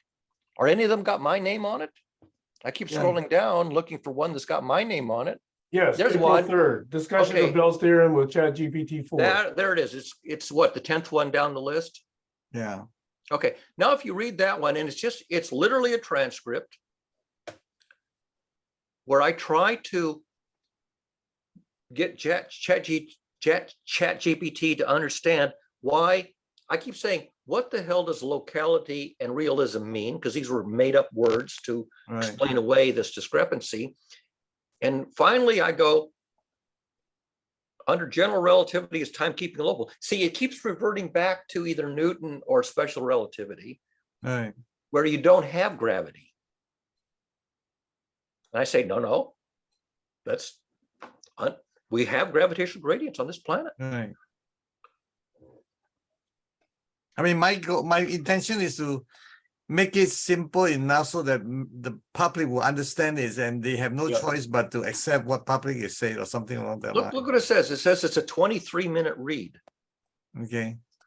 When it lists it, it says discussion of Bell's theorem with ChatGPT 4, 23-minute read. Why was it 23 minutes? Because it kept reverting back to the baloney that it sucked in from the discussions. They've been out there for 30, 40 years.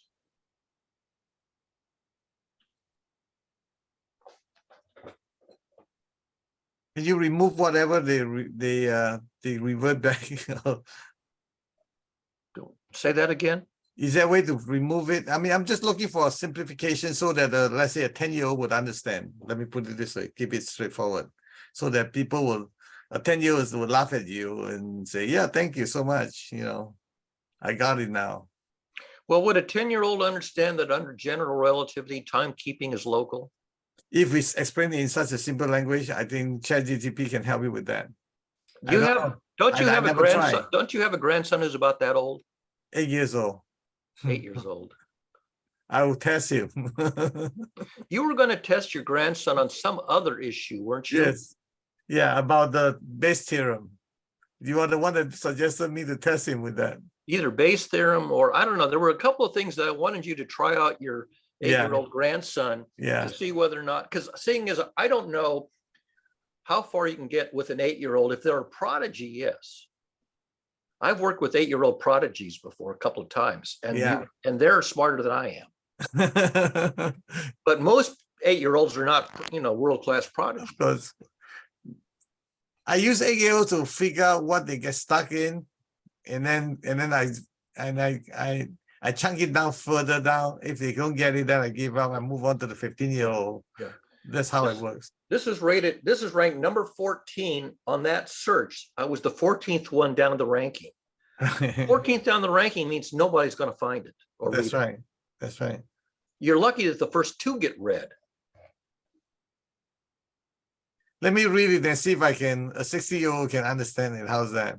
What I would like is somebody who's not me, Right. who can read it and understand it, who can then rephrase it for a general audience and Right. not lose the general audience. Yeah, that's what I'm looking forward to do, because if I have a tool that allows me to do that, then yes, I think that's what the AI tools allow us to help us to do it from different perspective, for different language level, for different understanding level, and chunk it down, and so that we can add 1 inch to another 2 inches or something like that. When does the average layperson, or even a student who's going to major in science, understand general relativity? At what age when do you get to the point where you haven't just heard of general relativity, you really understand what it's saying and why? Well, the reason, because we are going through like a railroad, you have to go to first station before you can go to second station. If you go systematically in serial, it will be a while before you get to the station you're going to wait for. But It's probably grad school. right, but if I airdrop you into the station number 36, you get there right away. So depending on how you explain it to motivate their interest, they have a compelling reason to understand that one specific theorem had nothing to do with the prior knowledge, I would say. Undergraduate physics, as far as I know, high school physics, I don't think gets into QM or GR. Okay. Undergraduate college physics, I'm not sure when you get quantum mechanics and relativity. It's probably not until either your senior year in college or your first year as a master's. Wait, if you understand the Pythagorean theorem, don't you have the basics to understand special relativity? That's all it takes, right? I don't think so. That, you go in this direction, you go in that direction, what happens to the distance in the hypotenuse? That's enough for you to ask questions of special relativity. Special relativity, which is a frame of reference in which there's no gravity, means that you are in a Hilbert space. You've got to go to general relativity to get out of Hilbert space. No, but it's the one that actually talks about how time distorts. That's the Minkowski thing. That's uniform motion in no gravity gives you that timekeeping is different. Special relativity says if you have a moving clock where there's no gravity, yes, a moving clock keeps different time than a fixed clock. Yeah. And special relativity. That's enough. Pythagorean theorem is enough for you to understand that. That's enough to understand time dilation for a moving clock. Yes. But here you need one more thing. You need general relativity. Because you need that 2 clocks side by side also don't keep the same time, even though they're not moving relative to each other. And that's the detail that's crucial to Bell's theorem. Because the experiment in which you have the 2 photons going away from the center, you could, if you assume that that's in a special relativity frame of reference, then Bell's derivation is fine. But it doesn't agree with observation. Why? Because you're not in a special frame of, you're not in an inertial frame of reference on the Earth. So, why? And the answer is very simple. Let's say that Aspect is doing his experiment. He's got his experimental apparatus lined up in the east-west direction. It's dawn on the day he does his experiment. And over here is the rising sun and the new moon. And over here is the west, okay? And so there's a gravitational gradient sufficient to cause the tides, so that the photon, though going this way, is heading toward the sun and the moon and blue shifting. And the photon going that way is heading away from the sun and the moon and is red shifting. Have I lost you? I know that Sam Han is with me. Sam Chan is not shaking his head. Why do we have spring tides? Because there's a gravitational gradient. That's in right. the east-west direction, which at dawn on the day of the new moon means that that photon is falling downhill and gaining energy and blue shifting, and this one is losing energy as red shifting. Mm. Okay, and if you put that into the mathematics, you get that if you think of two clocks that are going like this, the clock that's going towards the sun and the moon is speeding up, and the clock that's going away is slowing down. And how do you measure that? Actually, no, I said that backwards.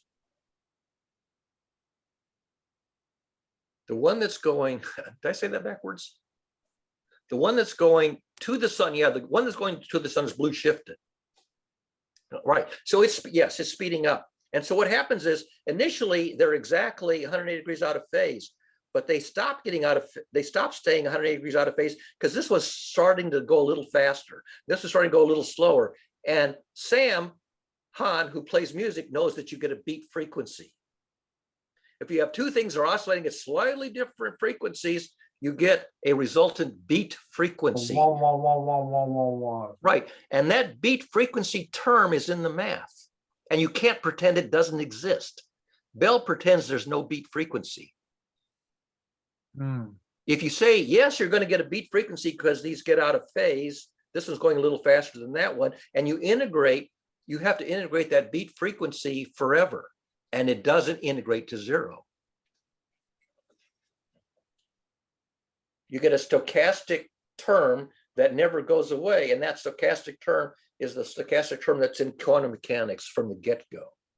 Okay, Well, I'm that gonna makes watch a few sense. videos, and hopefully by the time I finish watching them, I will allow me to upgrade my physics understanding of Bell's theorem. How's that?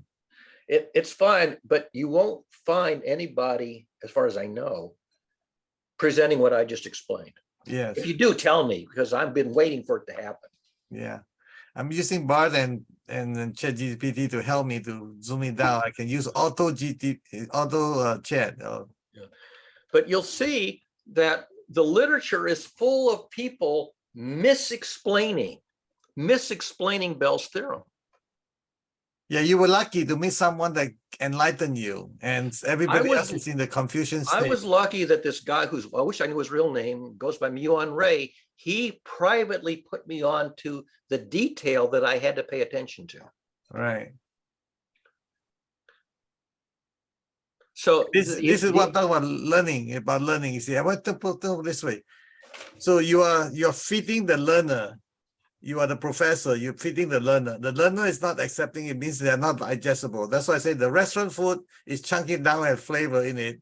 The food in the grocery shop is a lot cheaper, but they are not restaurant ready. yeah. By the way, Richard Feynman dismissed Bell's theorem in one or two sentences. It's not relevant, he says. Doesn't explain why. You can find a quote from Richard Feynman saying Bell's theorem is irrelevant to quantum mechanics. And he dismisses it without explaining why. But about the same time, he gives a lecture to the public. And in this lecture, which I have it up on my website, he says, now I will explain how we discover a new law in physics. First, we guess it. Everybody laughs. He says, don't laugh. This is, you guess the law. Then you compute what you would expect to see if that law were correct. If your computation disagrees with experiment or experience, it's wrong. It doesn't matter who he is, what his name is, how beautiful it is. If it disagrees with experiment, it's wrong. So that was my next question, which is, what does Bell's inequality predict or counter predict? that is, let's say, impactful.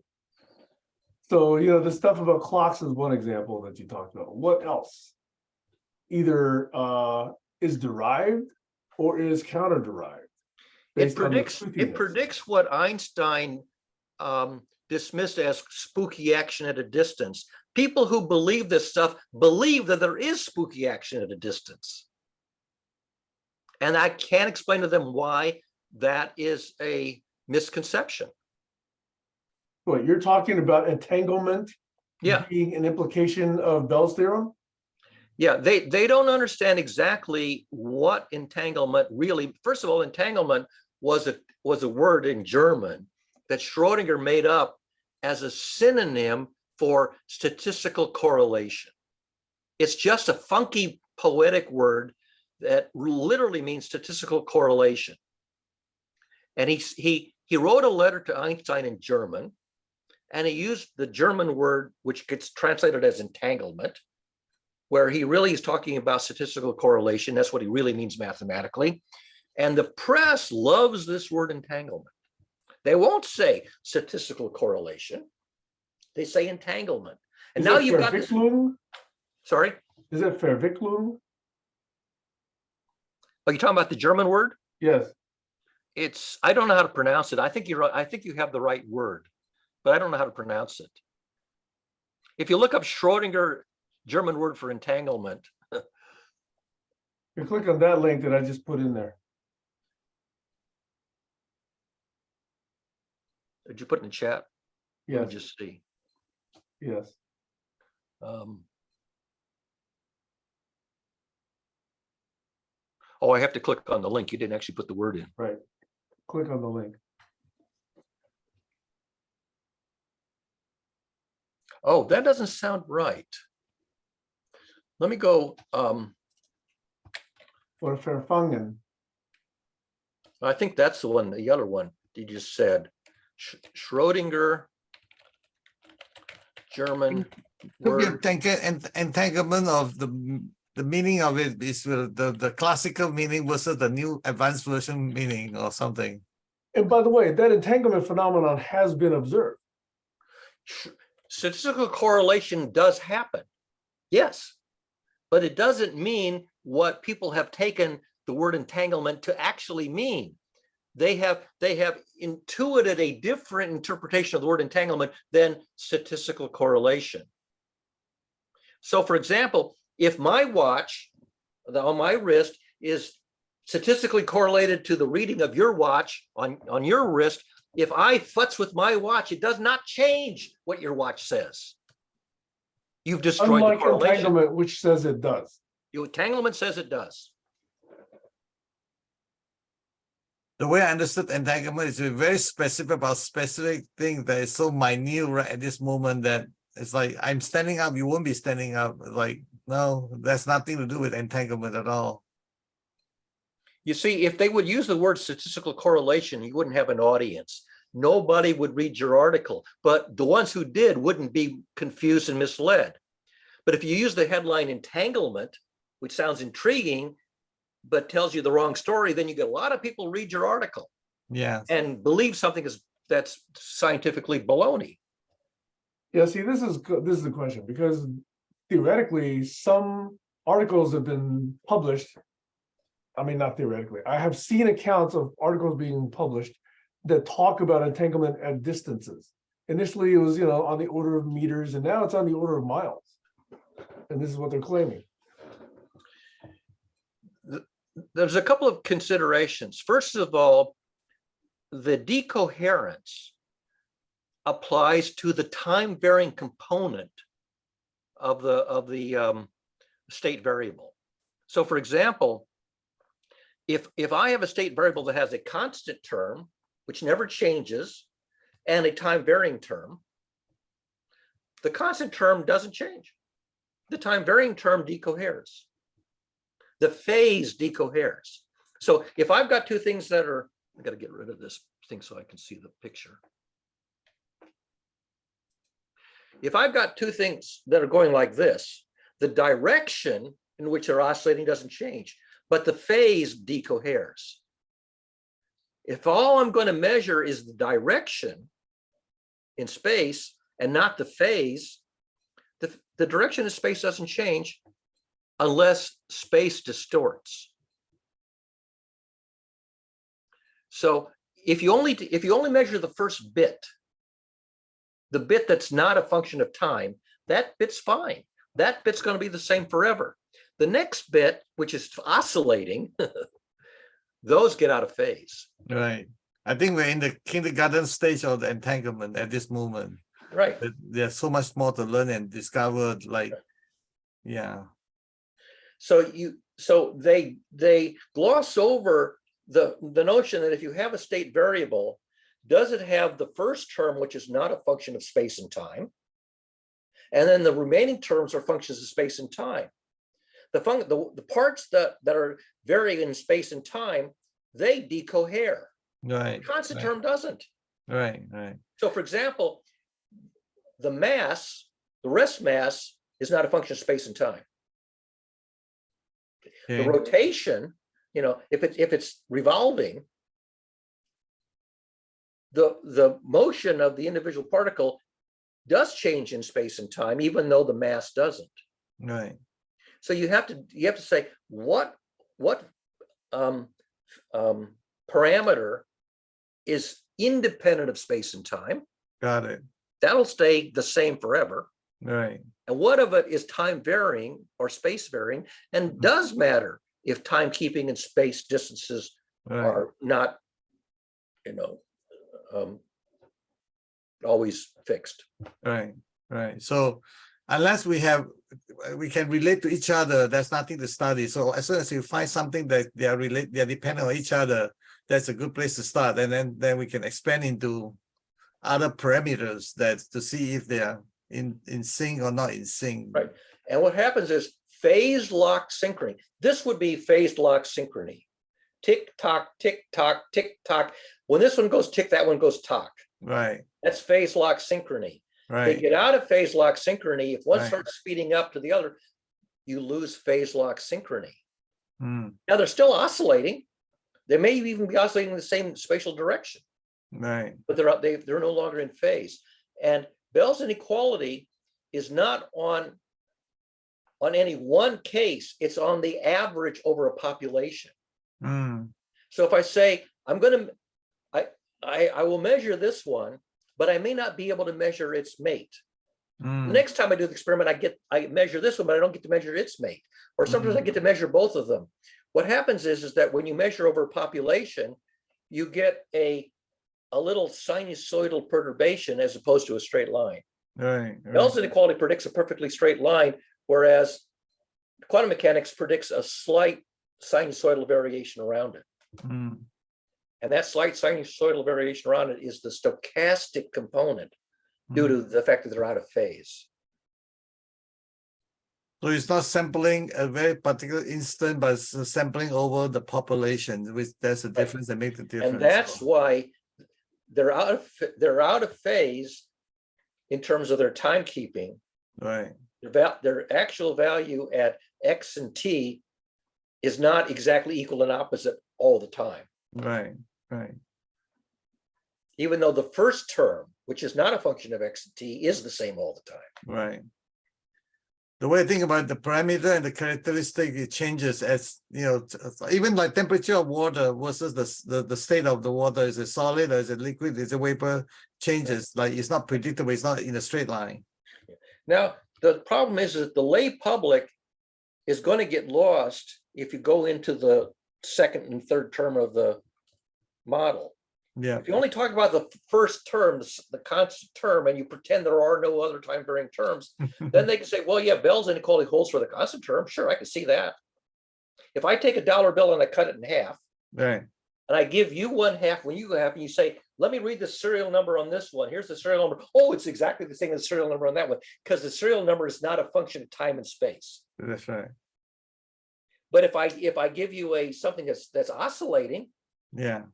now if I say, well, this one's oscillating, it's here, and you go, well, gee, mine is not quite the same.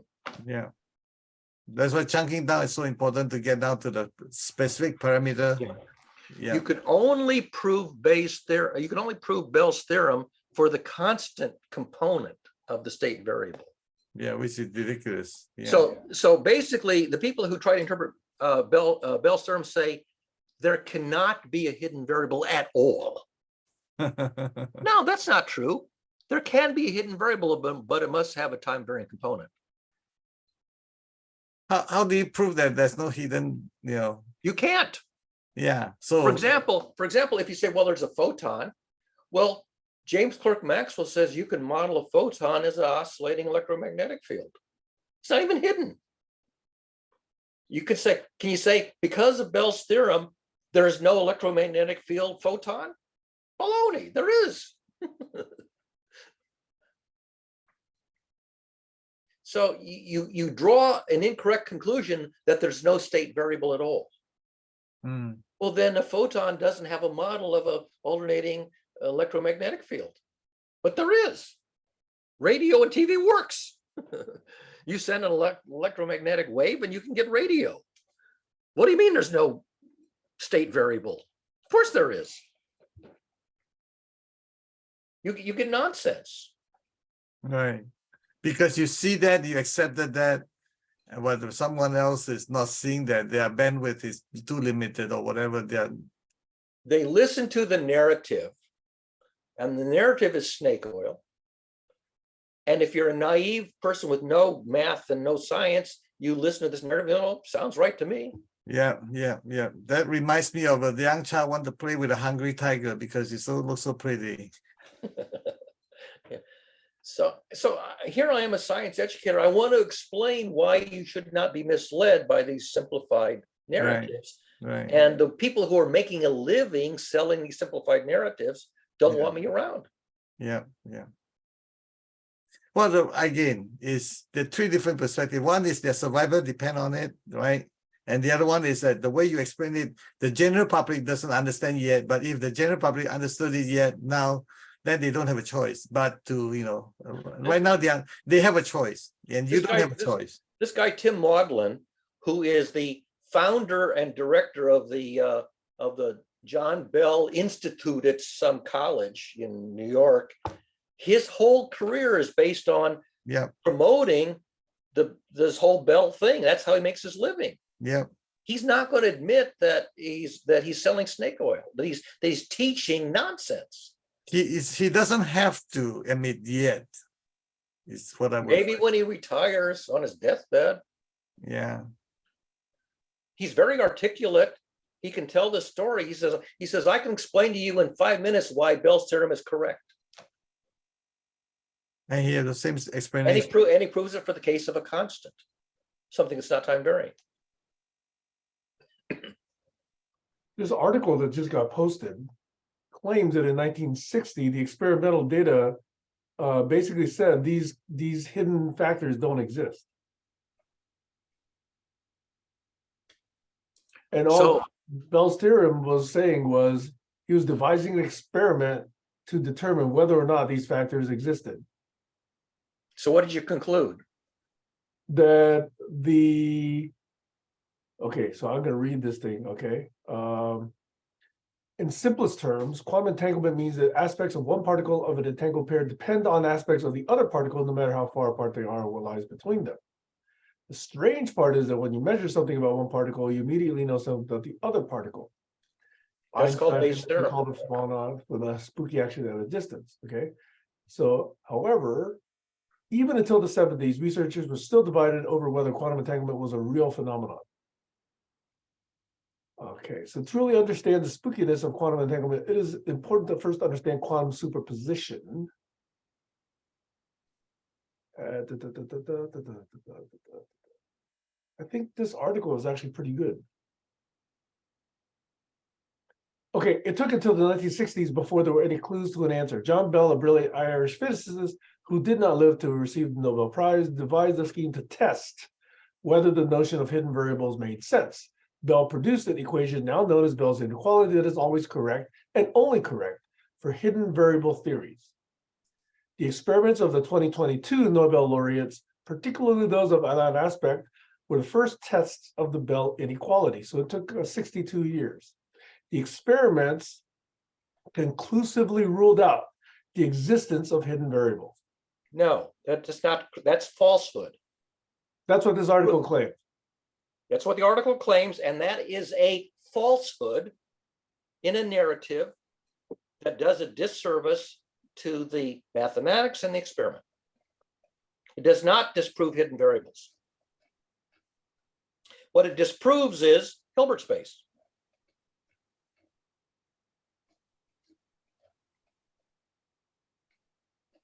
It disproves that his assumption that we live in Hilbert space is an accurate assumption. If you take away that assumption, you don't get Bell's inequality.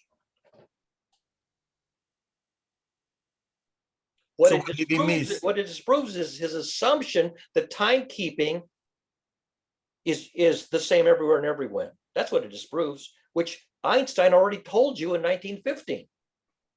Right. If you assume Newton's idea that time and space is rigid, and clocks tick at the same rate everywhere and everyone, then Bell's derivation is valid. But we do not live in that cosmos. We live in a cosmos. What are you saying about this 2022 experimental result? The experimental result shows that Bell's prediction departs from observation. Bell makes a false prediction. Why? No, I'm saying what these guys, Aspect, Clauser, and Zellinger said. What are they saying? They're saying that we did the experiment that Bell proposed with photons, and we found out that the experimental results disagree with Bell's prediction. That does not mean that there's no hidden variables. Does not mean that. I have a dear friend of mine that he's a PhD, what do you call that? Researcher for, all this stuff right here, what we talk about. Would you write me like a few sentences so I can ask him this and see what he say? That because he does have access to the latest and greatest, papers, and he's very into this because he's dealing with, gravitational force and all that stuff as well. So I have a long discussion with him. So after we get off here, I will go to one or two of the YouTube videos on Bell's theorem. Okay. I posted a comment, and I will direct you. Send me the link when you get a chance. So I will, for example, I will find the one where Arvin Ash actually responds to my comment and says, that's a very interesting observation. And then I wait to see whether or not he runs with the ball to present a new interpretation right. of what happened. Okay, yeah, send it to me. I want to check with him and see what he say. Yeah, if you send me the same thing, I'll ask the previous chairman of the University of Washington Physics Department, who's actually a high school classmate of mine. Yep. And the question I ask is, if you adopt general relativity so that there are gravitational gradients present in the cosmos that we live in, and you include that in the mathematical model, you do not assume Hilbert space, you assume Einsteinian space-time where there's gravity present, can you derive Bell's inequality as he derived it? Do you need to assume Hilbert space or the Newtonian model of time space, rigid, in order to complete? See, I claim that if you try to do that, throw in a gravitational gradient along the experimental axis. Maybe make it a linear gradient. Try to rederive Bell's inequality by assuming a linear gravitational gradient and carry out the derivation. What happens? Does the hidden variable cancel? Because look, if I'm integrating and every point x and t, this one is at plus and this one is exactly at minus, they always cancel. For every xt here, the other one is exactly the opposite, and they sum to 0. So when you integrate, it vanishes. Now throw away that assumption. Assume that the value of the hidden variable at x and t here, when you're plus x and minus x, the T, the age of the particle isn't the same, so the phase is not the same. Do they cancel now? Okay, put If that they in the don't comment cancel for me. now, if Yeah, they don't cancel now, you have to put in a model that somehow accounts for, well, then how do they not cancel? To what numerical value do they not cancel? way beyond my physics understanding, so I need help. It's a problem for me. It's like saying, you have two bank accounts and you add a penny to this one, but at the same time you subtract a penny from that one. All right, you're moving the Does money does the one net, penny does over. the sum of the two net balances ever change? No, but now suppose I add a penny to this one, but I subtract a penny and a half from that one. Right, Now, do the balances always stay the same? You see, he's assuming that whatever this one's doing exactly the opposite. So they're exactly equal and opposite at all times and all places. I love the penny example. So if, as long as no interest added to the account, we're good. If there's external parameter that's added to the account, then there's a problem. But let's say there's a bank charge, we take away pennies, you're in trouble. I mean, I don't know how else to explain it. Don't worry, I'll get there. We'll get there. I'm expert on this. As long as I understand it, I know what to do. But I need some help to crack the code. Then we can take it apart. I need to get going. It's 10 o'clock. Fun today, guys. Conversation, learn a lot from you guys. Appreciate it. Love you guys. Take care. Okay. Okay, bye for this week. See you later.